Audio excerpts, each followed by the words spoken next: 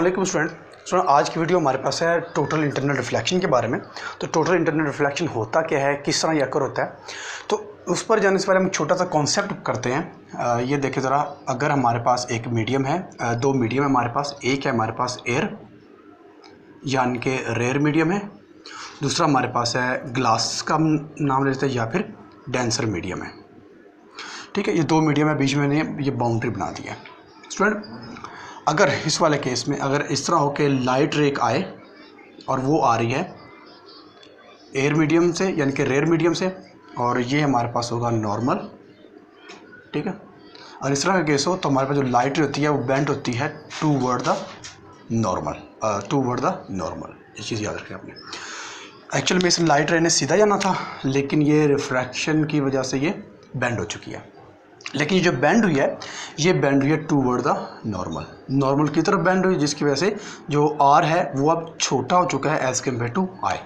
ठीक है, ये है अगर लाइट रे रेयर से डेंसर में एंटर होती है। लेकिन अगर ये प्रोसेस उल्टा हो जाए कि अगर हमारे पास ये वाला हमारे पास डेंसर है और ये वाला हमारे पास रेयर मीडियम है, यानी कि ये हमारे पास ग्लास है और ये हमारे पास एयर है, और इस तरह का केस हो तो उस वाले केस में देखिए ये लाइट रे आई, ये हमारे पास अगर नॉर्मल है तो ये away from the normal bend हो जाएगी इस तरह से। ठीक हो गया। इस वाले के एक्चुअल में इसने सीधा जाना था इस लाइट रे ने, लेकिन वो बेंड हो चुकी है। अब देखें ये बेंड हुई है अवे फ्रॉम द नॉर्मल, तो ये हमारे पास हो जाएगा सारे का सारा आर और ये हो जाएगा हमारे पास आई। इस वाले केस में आई जो है वो स्मॉलर है देन आर, यानी कि आई एंगल जो है वो छोटा है आर से। तो ये वाला है जब लाइट रे डेंसर से एयर में एंटर होती है, ये हमारे पास तब होता है। सो फ्रेंड, इसी चीज़ को हम बेस बनाकर टोटल इंटरनल रिफ्लेक्शन की तरफ बढ़ते हैं। तो सपोज करते हैं कि हमारे पास ये एक बाउंड्री है, ये वाला हमारे पास है एयर और ये वाला हमारे पास है ग्लास, यानी कि ये हमारे पास डेंसर मीडियम है और ये वाला हमारे पास रेयर मीडियम है। ठीक है, ये दो तरह का मीडियम है। तो फ्रेंड ये मैं नॉर्मल ड्रॉ कर लेता हूँ। ये हमारे पास है नॉर्मल, ये हमारे पास आ गया अब नॉर्मल। ठीक है, अब ये हमारे पास एक लाइट रे है जो कि एंटर होगी फ्रॉम डेंसर से रेयर में। तो डेंसर से जब रेयर में जाती है तो वो लाइट रे रिफ्रैक्ट हो जाती है अवे फ्रॉम द, यानी कि बेंडिंग होती है अवे फ्रॉम द नॉर्मल। तो इस वाले केस में वो अवे फ्रॉम द नॉर्मल ही हो जाएगी। ठीक हो गया। ये हमारे पास होगा आई, ये हमारे पास होगा आर। ठीक हो गया। अब स्टूडेंट, अगर हम एक और चीज़, अगर हम आई को बढ़ा दें, जितना हम इंसिडेंट एंगल को बढ़ाते जाएंगे रिफ्रैक्टेड एंगल भी हमारा उतना बढ़ता जाएगा। ठीक है, जितना इंसिडेंट एंगल बढ़ाएंगे उतना रिफ्रैक्टेड एंगल बढ़ेगा। अगर ये मैंने 5 रखा है तो ये 10 है, अगर इसको मैं 10 कर दूँ तो ये 20 हो जाएगा। ठीक है, यानी कि इंसिडेंट एंगल जितना बढ़ाएंगे, जैसा कि अगर इंसिडेंट एंगल हमारे पास 5 है तो रिफ्रैक्टेड एंगल अगर हमारे पास 10 आ रहा है, अब की बार अगर मैं इंसिडेंट एंगल को 10 कर दूं तो हो सकता है ये 20 हो जाए। इसको अगर मैं 20 कर दूं तो हो सकता है ये 30 हो जाए। ठीक है, यानी जितना इंसिडेंट एंगल बढ़ाएंगे उस रेशियो के साथ रिफ्रैक्टेड एंगल भी बढ़ेगा। क्लियर। तो स्टूडेंट, अब की बार हम ऐसा करते हैं कि लाइट रे को बढ़ाते हैं, एंगल इंसिडेंट का बढ़ा देते हैं। ये मैंने एंगल इंसिडेंट का बढ़ा दिया। बढ़ाने पर अब क्या होगा कि ये जो लाइट रे होगी ये इस बाउंड्री के ऊपर मूव करना शुरू कर देगी इस तरह से। ठीक हो गया। अब ये ब्लैक है तो ये हमारे पास इंसिडेंट एंगल है, ये हमारा सारा हमारे पास इंसिडेंट है अब की बार, और ये हमारे पास अब की बार सारा रिफ्रैक्टेड एंगल है ये वाला। ठीक हो गया। यानी कि अब हमने इंसिडेंट एंगल इतना बढ़ा दिया है कि जो लाइट रे है वो जो रिफ्रैक्टेड रे है वो इस मीडियम की बाउंड्री के ऊपर उसने ट्रेवल करना शुरू कर दिया। ठीक हो गया। यानी कि जितना हम एंगल बढ़ाते जाएंगे वो उतना उसके ऊपर उसका रिफ्रैक्टेड एंगल भी बढ़ता जाएगा। अब की बार हमने इंसिडेंट एंगल इतना बढ़ा दिया कि जो रिफ्रैक्टेड एंगल है वो हमारा 90 हो चुका है। क्लियर। यानी कि हम ये कहेंगे कि इस बार हमने ये 50 कर दिया और ये हमारे पास आपके पास 90 बन गया। ठीक है, यानी कि इंसिडेंट एंगल को सपोज हम 50 कर दें तो रिफ्रैक्टेड एंगल हमारे पास 90 हो जाएगा। Clear student. तो वो वाला एंगल याद रखना है, वो वाला एंगल जिस पर वो इंसिडेंट एंगल जिस एंगल की वजह से रिफ्रैक्टेड एंगल 90 हो जाता है। आई रिपीट, वो इंसिडेंट एंगल, सपोज करते हैं इंसिडेंट एंगल हमने 50 रखा है और रिफ्रैक्टेड एंगल हमारे पास 90 आ चुका है। तो इंसिडेंट एंगल कौन सा होगा यहाँ पर 50। तो वो इंसिडेंट एंगल जिस एंगल की वजह से रिफ्रैक्टेड एंगल 90 हुआ है, या फिर रिफ्रैक्टेड जो है रिफ्रैक्टेड है वो परपेंडिकुलर हो रही है नॉर्मल से, उस इंसिडेंट एंगल को हम नाम देते हैं क्रिटिकल एंगल। क्रिटिकल एंगल ठीक हो गया, यानी कि आई वो है हमारे पास, इसको हम लिखते हैं सी के साथ। तो critical angle, I repeat, the angle on which refracted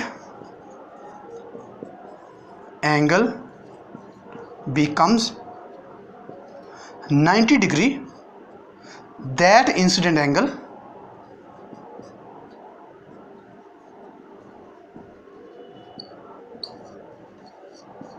is called critical angle।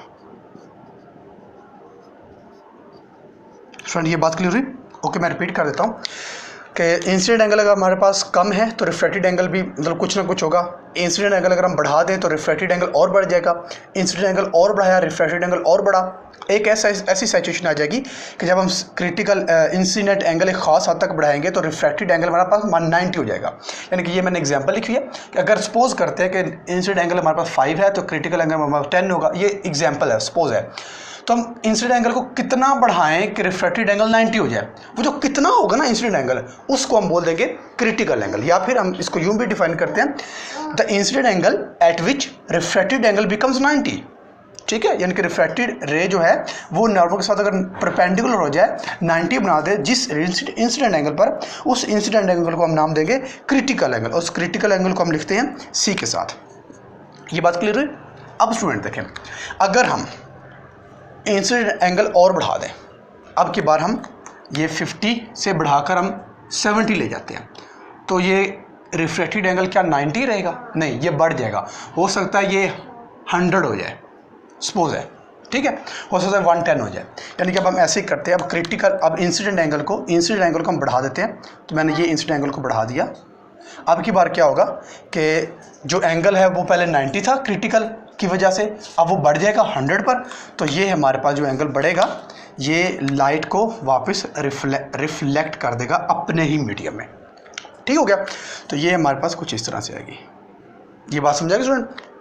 अब की बार जो हमारे पास इंसिडेंट एंगल है वो क्रिटिकल एंगल से भी ज़्यादा हो चुका है। यानी कि अगर पहले ये क्रिटिकल एंगल हमारे पास सपोज 50 था और तब हमारे पास रिफ्रैक्टेड का 90 आ रहा था, अब की बार इंसिडेंट एंगल हमारे पास बढ़ चुका है, 70 हमने कर दिया है। तो जो रिफ्रैक्टेड है वो 100 हो चुका है। 100 होने की वजह से वो रिफ्लेक्ट बैक हो जाएगी अपने ही मीडियम में, वो लाइट रे। क्लियर? तो स्टूडेंट वो वाला एंगल तो जिस पर हम क्रिटिकल एंगल होता है, अगर उससे बढ़ा दें तब हमारे पास जो लाइट रे होगी वो टोटल रिफ्लेक्ट हो जाएगी। वो लाइट रे टोटल रिफ्लेक्ट बैक हो जाएगी इनटू इट्स सेम मीडियम। ठीक है, अगर इंसिडेंट एंगल से हमारा एंगल बढ़ जाए तो। क्लियर? तो ये हमारे पास होता है, इसको हम बोलते हैं टोटल इंटरनल रिफ्लेक्शन। ठीक हो गया? तो यहाँ पर टोटल इंटरनल रिफ्लेक्शन के लिए कुछ कंडीशन है हमारी, ये मैं रेज कर देता हूँ। टोटल इंटरनल रिफ्लेक्शन के लिए हमारे पास कुछ कंडीशन है। कंडीशंस, पहली कंडीशन ये है कि जो लाइट रे है must travel from denser to medium, from denser to rare medium. ठीक है, denser to rare medium, denser medium से रेयर मीडियम में ट्रेवल करनी चाहिए। टोटल इंटरनल रिफ्लेक्शन की पहली कंडीशन ये है। दूसरी कंडीशन, जो एंगल है, angle of incident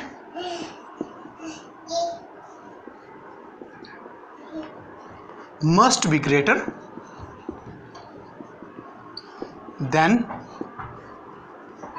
angle of critical। ठीक हो गया? यानी कि सी, क्रिटिकल मतलब सी एंगल। ठीक है, तो क्रिटिकल एंगल पर तो ये 90 का हो जाएगा। ठीक है, परपेंडिकुलर हो जाएगी। तो अगर क्रिटिकल एंगल से बढ़ेगा इंसिडेंट एंगल तब जाकर वो टोटल लाइट जो होगी वो रिफ्लेक्ट बैक हो जाएगी। तो ये कंडीशन है हमारे पास, दो कंडीशन है टोटल इंटरनल रिफ्लेक्शन की। अब टोटल इंटरनल रिफ्लेक्शन होता क्या स्टूडेंट? आप गर्मी का मौसम है और आप मोटरवे के ऊपर गाड़ी पे जा रहे हैं, तो दूर रोड के ऊपर आपको पानी नज़र आता है, लेकिन जब आप करीब जाते हैं तो पानी गायब है, पानी होता नहीं है लेकिन आपको नज़र आता है। वो जो प्रोसेस होता है ना पानी नज़र आने का, इनफैक्ट वो होता है टोटल इंटरनल रिफ्लेक्शन का प्रोसेस, जिसमें टोटल लाइट जो होती है वो रिफ्लेक्ट बैक हो जाती है और हमें वहाँ पर वाटर नज़र आता है। सहरा में अगर डेजर्ट में लोग ट्रैवल कर रहे हैं तो उनको भी दूर से सन की रोशनी की वजह से उनको चमकता हुआ पानी नज़र आता है, लेकिन वो पानी नहीं होता, वो रेत ही होती है। तो वो भी रीज़न होती है टोटल इंटरनल रिफ्लेक्शन की। ठीक हो स्टूडेंट, ये था हमारे पास टोटल इंटरनल रिफ्लेक्शन, उसकी कंडीशन और टोटल इंटरनल रिफ्लेक्शन होता क्या है। Thank you.